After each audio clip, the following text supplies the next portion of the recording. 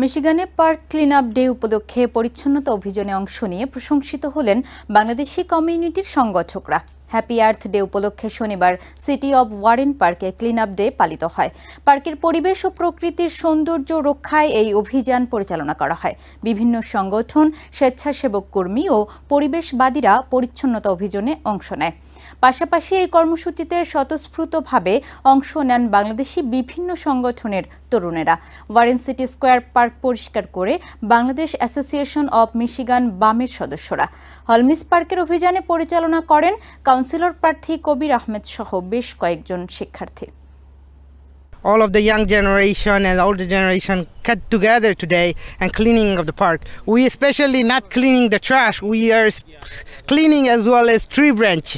Our community observes by making sure we're taking care of our green spaces, making sure we have great parks for our kids. We should be caring more about, wanting to care more about where we live, what we do, and just make this place a more beautiful place. এই পৃথিবীর প্রতি আমাদের যে দায়বদ্ধতা সেইটা থেকে আমরা এই পার্কগুলা ক্লিন আপে আজকে জয়েন হয়েছি। পরিবেশ সুন্দর, আমরা সুন্দর। পরিবেশ যদি সুন্দর না থাকে তাহলে মন মানসিকতা সুন্দর থাকে না। নিউ ইয়র্ক থেকে সম্প্রচারিত TVN 24 টেলিভিশন বিশ্বজুড়ে বাঙালির কণ্ঠস্বর।